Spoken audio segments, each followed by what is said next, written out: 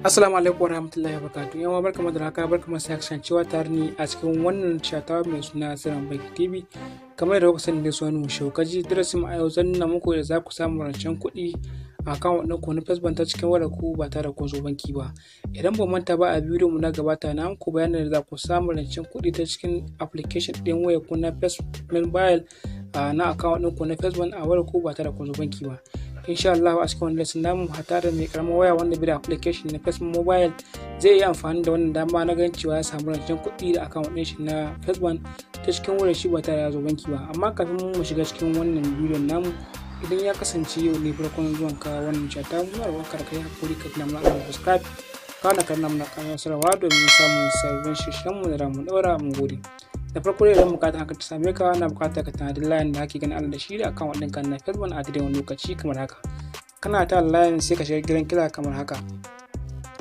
Kana shiga kira kamar haka sai ka danna star H94 star 11 hash a daidai wani lokaci kamar yadda zan nuna muku yanzu.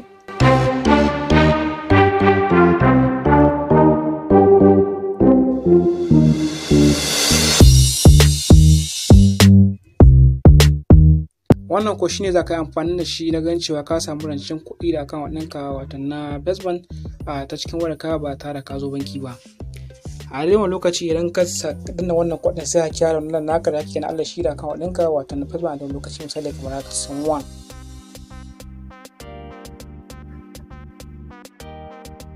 Muna kira ga ta ce mana choose star problem misali 1 first advance gashi nan sai ka danna 1 ka kama musu.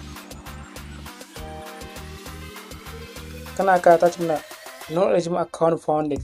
A wannan lokaci abinda sun ka ce wato ban cincinci a bani wannan loan ba saboda account ɗin gare ni wato karami account ne ko kuma bai daɗe da buɗewa ba.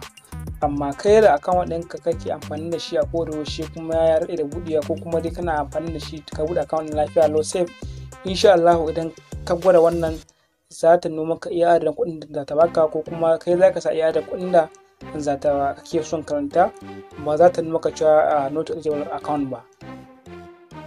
Kuma insha Allah in kai amfani da wannan kuɗin a lokacin da kai wannan requesting sannan za a turma wannan kuɗin a cikin account ɗinka ba tare da ka sha wata wahala ba. Na gode kula ku, a nan ma kawo ƙarshen wannan darasin namu, don Allah kada ku mance ku tuna mun liking da wannan bidiyo.